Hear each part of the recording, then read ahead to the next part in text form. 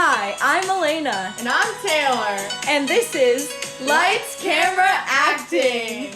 On Lights, Camera, Acting, we talk about musicals, movies, and musical movies. Today's episode, Mamma Mia! All right. Welcome to our podcast, guys. It's going to be a wild episode. We're doing Mamma Mia today. Today we're going to be talking about Mamma Mia the musical, Mamma Mia 1, and Mamma Mia 2. Let's dive right into it. All right, let's start with the musical. Okay, so the musical debuted on October 1st, 2001 at the Winter Garden Theater. The main characters, actors, and actresses are Donna Sheridan, Sophie, Sam Carmichael, Rosie, Harry Bright, Tanya, Bill Anderson, and Skye. Donna was played by Siobhan McCarthy. Sophie was played by Lisa Stoke. Tanya was played by Louise Plowright. Rosie was played by Jenny Galloway. Harry was played by Paul Clarkson. Sam was played by Hilton McRae. Bill was played by Nicholas Colicos. And Skye was played by Andrew Langtree. All right. So mostly the musical is what set the whole pace to where I guess directors and like everybody out in like that Hollywood, LA area wanted to make it into a movie, but they still kept the same storyline. Yeah. Right? So, I feel like you would know more about the musical since you're into theater. Yeah. So I actually was in the musical, just in the ensemble. I played just an ensemble member throughout it, and in the musical, it's the same storyline as the movie, basically. There's just some like there's songs like little and tweaks. parts. Yeah, there's some things that were taken out for the movie. For example, there's some songs like you have the overture. Obviously, in musicals, you have like that starting song, so that's not really in the movie. And then Thank You for the Music was taken out of the movie. I'm so glad that was taken out because I feel like that was in the movie though. Oh wait, no, that was in the second movie. That's the good part. That was in the second movie. The second movie takes songs from the musical that aren't in the first movie, which I kind of love because then it brings together all the songs. I never knew that. I like realized that when we were researching this. I was like, wait, that's so cool. I never knew that. Yeah, that's they like crazy. brought in. So like I don't think Under Attack is in the last movie at all. Under Attack they just forgot about, but Under Attack doesn't have like a lot of like doesn't add too much to the plot. Like, I know in the musical, it's because Sophie has a nightmare, so in the movie, they just didn't include that. But in the musical, they start the second act with her having that nightmare about everything going on. But in the movie, you don't really need that, in the musical. No, it kind of just dives straight into it, where, like, Sophie has this perfect life. She's about to get married to Skye, and her mother's running this business that we'll get into later about how her love affair with Sam and, like, the other two guys. Like, Sam was the one that brought up the whole, I want to build this in Greece. I want to build this whole hotel. I want to, like, build it on this beautiful landscape. And she fulfilled that, but Sam ended up not. But we'll get into that. But yeah, with the they kind of just go straight into it, and they don't really talk about how, like, Sophie has nightmares. They kind of just bring up how Sophie wanted to find out who her actual father was herself, which goes into the whole finding all three of them. I think, too, in the musical, you need that song Under Attack because it brings you into the second act. So it sort of just reminds you everything that's going on and, like, brings together, where in a movie, you don't have a second act. It's all, like, one story. So it makes sense for them to take out that. I feel like in the movie, they took out Under Attack, but they still kind of brought in that whole, like, when at Sophie's bachelorette party, they had Voulez-Vous. Yeah. Yeah, they took that. But then that's when, like, in the movie, they were showing Amanda Seyfried, and she was having, like, all these, like, memories that were coming back to her about, like, finding out who her father was, and she was kind of, like, having, like, an anxiety attack, and then she fainted. So I feel like that kind of replaced the whole Under Attack nightmare, part. Under Attack part. Yeah, exactly. They also took out One of Us, which is... they also bring that into the second movie, which I really like. It's one of those songs that they bring into it. Knowing Me and Knowing You, they take out, and this song is interesting because in the second movie, it's an entirely different dialogue. Yeah, in the second movie, it's not between her and a dad; it's between her mom and a dad, which is really interesting. But that song, it definitely isn't needed in the movie, and And that's, like, why they took it out. Because it adds to the plot in the musical, but then in the movie they can show that. Yeah, through the scenes. Now that you bring it up, I like how they actually take the songs that they use in the original musical, the Broadway musical, and put it into the second movie, but in, like, totally completely different dialogues. Yeah. Like, they start out with thank you for the music, and, like, in, I think, like, the first minute of the movie, where Sophie's writing letters to all these people to come to, like, the grand reopening of the hotel that she built in her mom's honor, and she's writing, like, all of these letters, and she's looking at how, like, she's missing her mother and how she wished her mother could have been there. And then all of a sudden, like, she sees her grandma. But she doesn't know if she should invite her grandma because she abandoned her mother all those years ago. And then it goes into, I think, One of Us, right?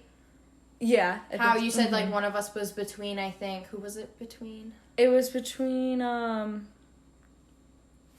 the musical, One of Us, I think it was between, now I'm trying to think. It was Sam and Donna.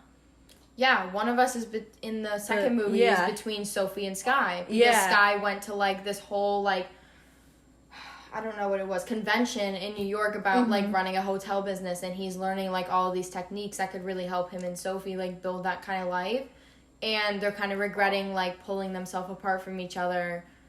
And they're missing each other. Yeah, they're kind of, like, missing each other, which I think that's really actually cool. And then Knowing Me, Knowing You, was that was in the original Broadway show, right? Or was it not? Yeah, it was. Yeah, that's between... Knowing Me, Knowing You was between Donna and Sam. Mm-hmm. But, like, the younger versions of themselves. So, like, it's still, like, they're still kind of bringing it back to the musical, but they're using it in a different way to, like, bring it into, like, a completely different dialogue. Mm-hmm. I think one song I remember when we performed this, it was a real cute song, was I Do, I Do, I Do, I Do, I Do. That wasn't in any of the movies. But it wasn't. Yeah, they didn't bring it back. But I can totally understand it, because it was sort of just like a cute little filler that was like, oh my god, he proposed, say it, do it, you know? But I could totally see taking that out, because it wouldn't really fit into the second movie. No, because I feel like it would just kind of, like, draw the attention off of the whole...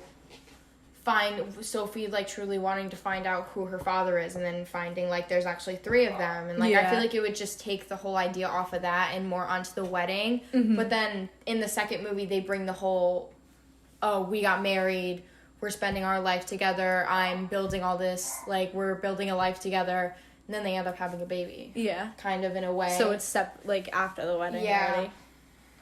But we could talk about plot holes. I have some listed. Some of them I don't totally remember, and some of them are silly and smaller, but some of them are also interesting.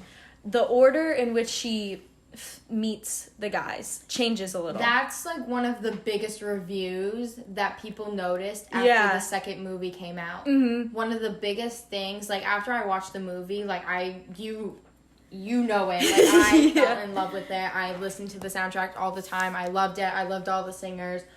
And I would watch all of these videos on YouTube about it. And I realized that in the second movie, when they go and take flashbacks of Donna's life when she starts to meet all the guys, she met Harry first, then Bill, and then Sam the last. But it's actually flopped in the first movie when Sophie's reading her mother's diary, trying to find out who her father is and who to, like, invite to the wedding to figure it out. She invites... Who does she invite? She sees that in her diary she meets Sam first. Yeah. Then Bill, and then Harry last. I think it's interesting, too, in Honey, Honey, some of the dialogue, in both the musical and the movie, if I can remember right, and it's like, and then I brought Harry to the island, but in the second movie, Harry never goes to the island, you know? They stay... there where, like, she meets him. Yeah. So that's, like, a big thing that people get mad about. But I think overall it doesn't have too much of a bad effect, because in order for them to have the second movie with the order they were trying to go with the songs in the second movie, they had to switch it that way. You know what I mean? I know my dog will not shut up. I think I was thinking about this on the way here when we were gonna record this. I was thinking about one of the huge potholes. It was how Sophie was named. and how she named it after Bill's, I think, aunt or, like, somebody that was on the island. And they never really, like, Sophie, like, found out that she was named after, like, a relative of his from the island, but she never really knew why. And they actually, like, filled that whole plot in the second movie to where, like, one day Donna was, like, leaving and she really had nowhere to, like, I guess she, like, heard a horse or something. Yeah. She was in the middle of nowhere. She heard a horse. She went and she helped it out. And the woman who owned the horse and the whole farm let her stay there because she realized, oh, if this woman is, like, willing to, like, help out, like, a helpless animal, and, like, why wouldn't I be willing to help her out? So she ends up staying there, right? Yeah. So first this woman, Sophie, the aunt, the relative of Bill, is letting her stay in this, like, little cottage. Then she meets Sam. Then after the whole debacle with Sam happened, she realized that she was pregnant. And she was dealing with the baby on her own. She didn't tell her friends about it. She had no family to tell about it because her mother left her. So then there was that whole thing. And the woman actually helped her deliver the baby. Yeah. Like, alone in her cottage and helped her take care of the baby. And then that's when Donna decided that even though she kind of, like, maybe, like, she slept around a little bit and she isn't really, like, she was being irresponsible, she didn't know who the father was, but she still ended up going and pursuing that dream to help her baby and named it after somebody who actually helped her, not really something for herself. So she kind of kept that connection with her, which I really liked. So instead of just being like, oh yeah, it was Bill's aunt, they had, like, a backstory to it and how the woman helped her, and that's why she named her after it. Yeah. And then another plot hole that I see, Donna says her mother is dead. But in the second movie, she comes out. Donna, yeah. Like, in the second movie, Donna dies, and then her mother ends up coming to the whole Grand Hotel, like, reopening. In Super Trooper. Yeah. Super Trooper, I loved all the songs. Super Trooper, I did notice there was a good amount of auto-tune with that song. I felt like... Cher. On Cher.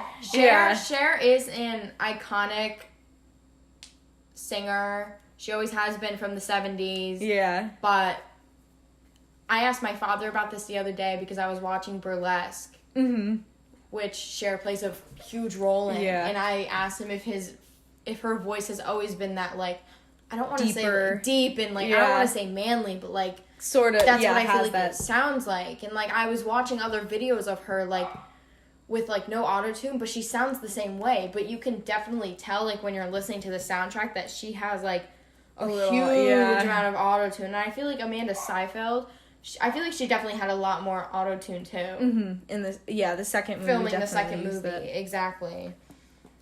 Like, I don't know. There's just so many, like... I love the second movie. I really do. I like the idea of it. I like the way that the directors and the producers took it, where instead of, like, if they wanted to really make a second movie about it, instead of, like, going into the life, like, they did go into the life after Sophie and Sky got married. They kind of didn't base the entire movie off of that. Yeah. They kind of...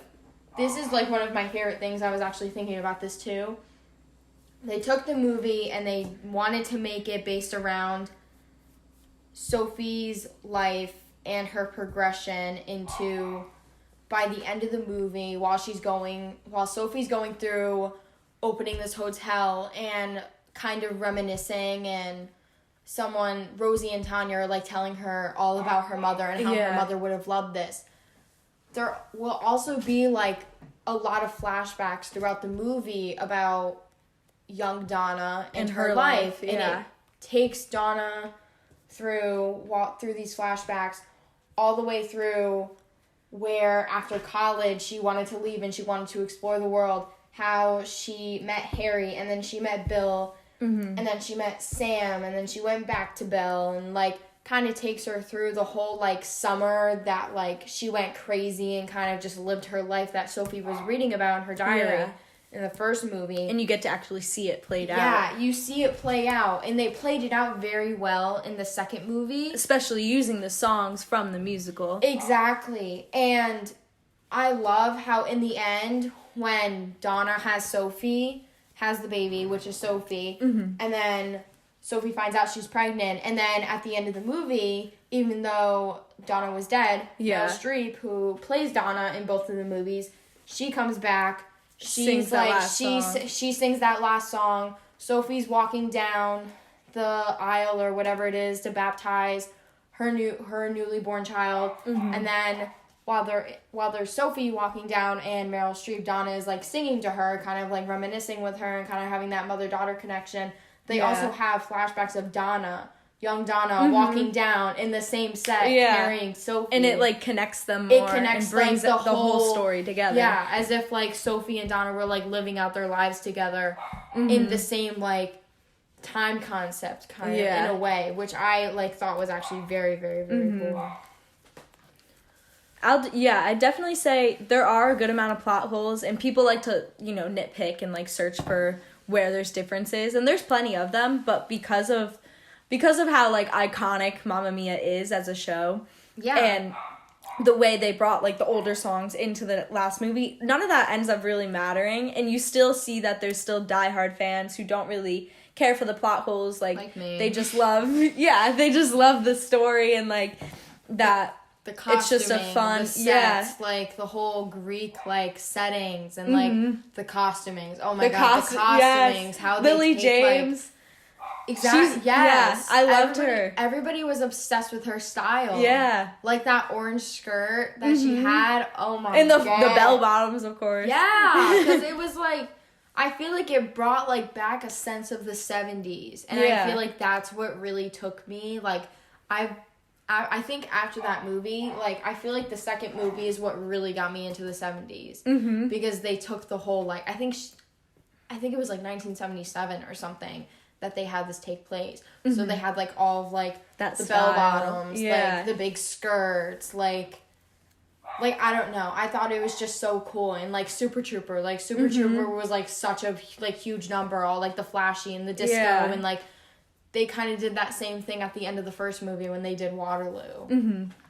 But, like, in Waterloo in the second movie, it was still based in the 70s, but they didn't have that big flashy number. They actually turned it into a number for, like, a timeline when Donna meets Harry. Yeah. Which I thought that was interesting, too, where Waterloo wasn't really the end of the show anymore. Like, in the first two movies, it was just, like, a filler ABBA song where they actually incorporated it into the storyline. That's what they did for Super Trooper, too. Super Trooper was just a filler in Sophie's bachelorette party for Donna and the Dynamos, their iconic band. Yeah. And then they add meaning to those older songs from the original. Yeah. Like, what's another one?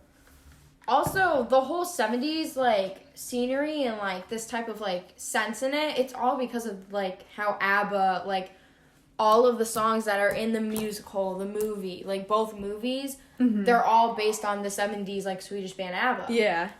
Which I think is actually pretty cool. How, like, I've listened to ABBA, like, sing the original songs before, and the way, like, if you really think about it, like, the way they take it and they turn them into, like, these big flashy numbers and kind of, like, modernize it. And put it into the storyline. I think that's what everybody, like, really falls in love with, and how everybody really gets to, like, love the musicals. Mm-hmm. And, like, take all of, like, the whole, like, disco part of it. Like, people were down on the Dynamos for Halloween this year that I saw. Like, I wanted to do it. Yeah, because Mamma Mia 2 brought it all back. Yeah, they had this huge number at the end. It was just, I don't know. I loved it. What do you think about the actors? Like, the actual, like, actresses. Have you seen, like, the original Broadway, like, cast or anything like that? Or, like, I've seen some videos. I will say the original Broadway cast, it's interesting because the lead has brown hair. So there's that line, like, I am the girl with golden hair. And, oh, they did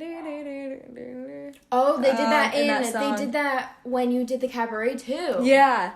And the girl had brown hair. Because in the musical, it's like, with casting for musicals, they don't worry too much about, like, the looks as much. Looks definitely play into it. Even, like, today, like, Hamilton's a whole musical now, and it was a huge hit. Mm-hmm. Like, they're bringing more different cultures and race into it. So, that's definitely something that plays into it. Like, even though, like, maybe when they wrote the musical, it was, like, a different time and, like, somebody had a different vision. But, like, even with everything going on right now, like, They don't care about race anymore. You'll notice in musicals, like, a lot of times they're starting to, at least, cast more for talent rather than worrying too much about character type. Character type definitely does matter, but in the past it's been way stricter with, like, you have to have that perfect look or that perfect, like, skin color or, like, the hair, you know. And you'll notice that, like, over time, musicals progressively, with casting, care less about that. Where movies, I feel like they still cast for that, but it depends on what kind of movie you're looking at. Like Mamma Mia, they clearly casted for that specific look. No, definitely. Like, I feel like you can definitely tell a difference with every musical in movie musicals or musical movies. Mm-hmm. Doesn't really matter, but I feel like you can tell the difference in acting, because I feel like when you're on Broadway, like, I don't mean this to, like, offense, but I feel like when you're on Broadway, everything is so more dramatic. Because it has to be. The thing with you'll notice with a lot of musicals and movies is the acting. If you ever see acting for musicals up close, it's just too much. You know what I mean? Like, if you were to act the way you are on stage, I feel like everybody in a film, it's too dramatic. But on stage, you have to make it huge to play to the entire room of people, the entire audience. Yeah. So that's why you see a big difference. So even in Mamma Mia, you'll see in the musical, or the movie will, like, downplay the acting a lot, but it's mainly just because for film. You know, it's a different look, and, like, the camera's right up in your face versus the audience. I feel like if you acted the way that, like, I don't really understand why, like, you can explain this in a little bit. I don't really understand why, like, on the stage, like, you have to be so much more dramatic. But I understand how, like, you ever watch a Hallmark movie? Mm-hmm. How, like, Hallmark movies are just, like, they just have such corny lines. Yes. And they make everything to be, like, non-predictable, like, just nothing makes sense. Like, nothing really like seems reliable at all. Nothing really seems believable. Mm-hmm. It's just corny. It's cringy. Some people love it. My mom loves it. My mom gets into it. My mom too. My mom loves them. Like, they're so bad, but my mom loves to watch them around the holiday season. But I feel like if they took that acting, that dramatic acting that Broadway actors are supposed to have, and they put it into a screen in a movie, I feel like it would look like a Hallmark movie. It probably would.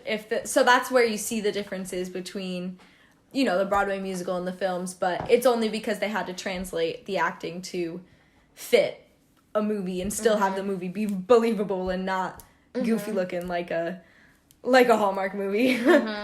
Yeah. So, like,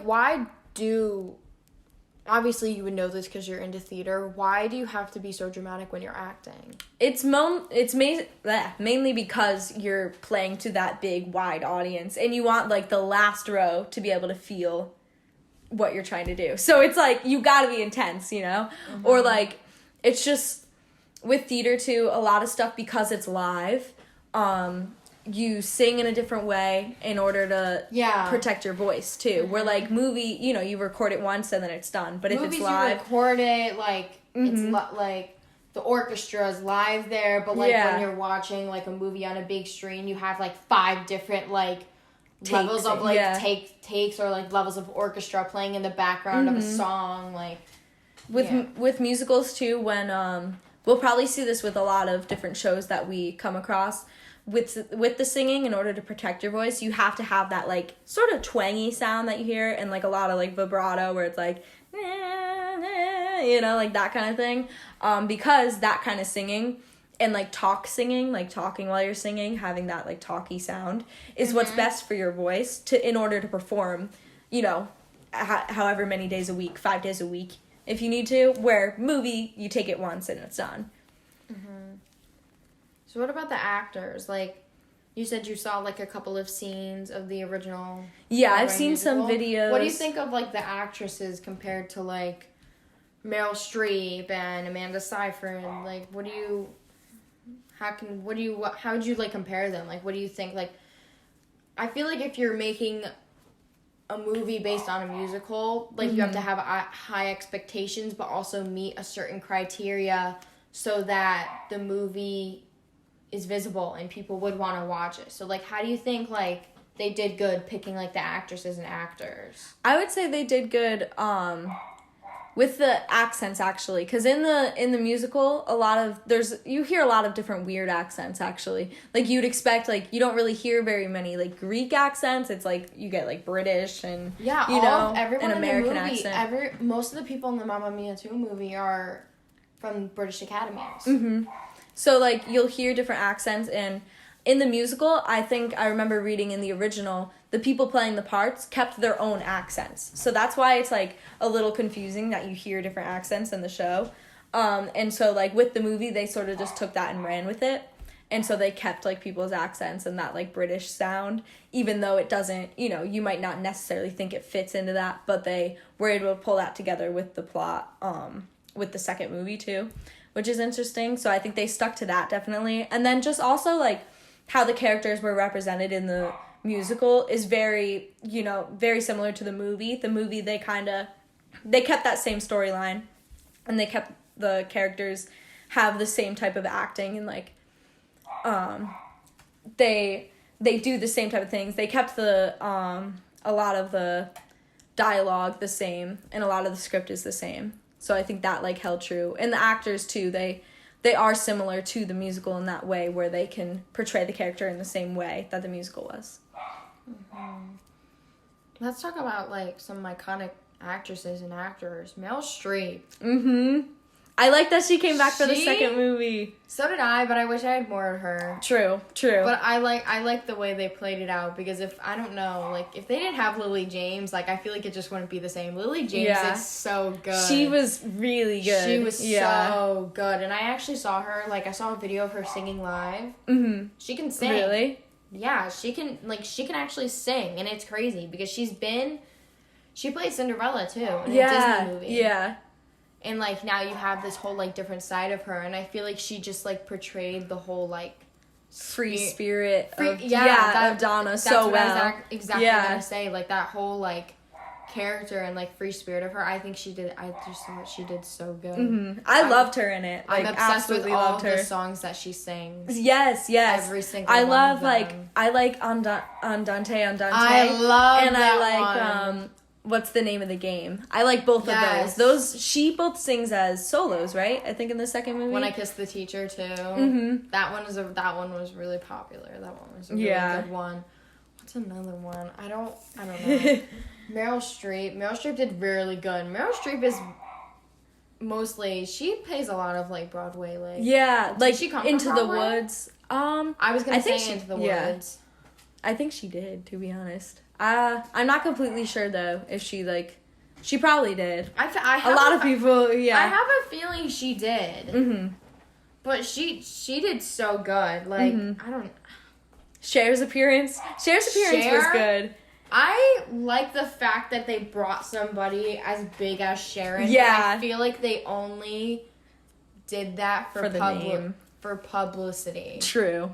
Because I feel like that's something that, like, either, like, if you really want this movie to succeed, and, like, even though, like, Mamma Mia is, like, such a big, like, topic, like, I feel like Throw in Cher and see how throw in Cher and, like, bring some more, like, publicity to the name. Like, this is Mamma Mia, like, we have to go all out. Like, high expectations, because it's, like, an original Broadway musical from 2001, like, before me and you were even born.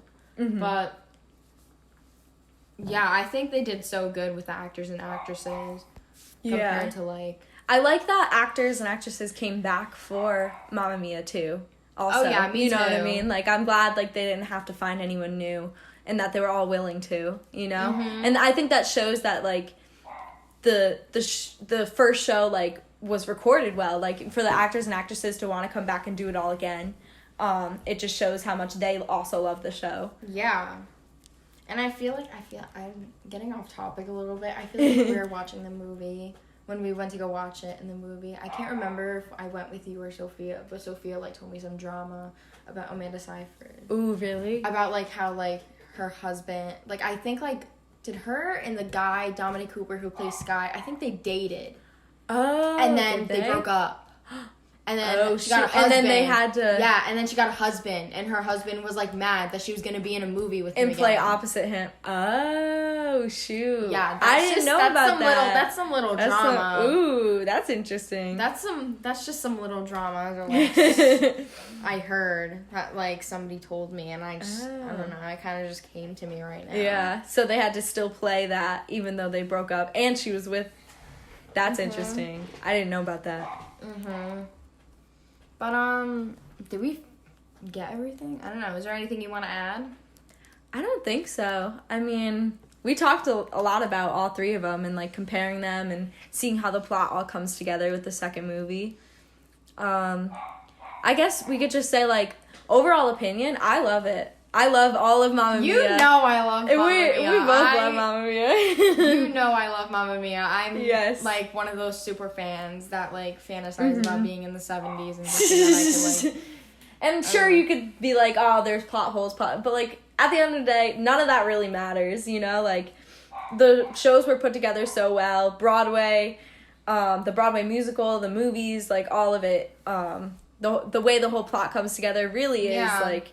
really interesting. I love looking at them too. Like, there's just so many musicals and movies that you can just, like, that you can compare. And then, like, when you look at other people just recreating, like, iconic numbers just from watching the musicals, like, I know this may not, like, be really related, but on TikTok, that one trend was going around from Angel Eyes. The song Angel Eyes was, like, the whole, like, first dialogue and, like, the beginning of the song between Tanya and Rosie about, like, her whole contradiction with Bill. Yeah, it's really good how this, what started as a musical, was able to become something that's so well-known. And then became so popular. Yeah. And then, like, the first movie was made, well, the musical was debuted in 2001. Then it ended in 2014. Then the first movie debuted, I think, 2008. Yeah, 2008. So it, like, they made it into a movie while the musical was still, like, on its run through shows. And then 10 years later, they made the second movie. Yeah. And it was still, like, a huge hit. And it's still, and people still talk about it and watch it. Even though the second movie made less movie than the first money, I still feel like it has, like, some super fans that, like, girls that, like, our age are, like, maybe, like, other people may not, like, love it as much as, like, we do. But I feel like those who are actually interested in, like, this type of, like, creative mind stuff and, like, the art, like, I feel like, I don't know. It's still a big hit. Exactly. Yeah. I feel like it was still a big hit for those of us who were, like, interested in this kind of stuff. So, yeah, I think overall... starting off with this, you know, this musical movie is a great show to look at because of how much we love it personally, but also because it's so well known. And everybody loves Mamma Mia, and everybody knows what Mamma Mia is and can quote it and loves the show in general. Yeah. All right. That's our first episode of Lights, Camera, Acting. I'm Taylor. And I'm Elena. And we'll see you next time.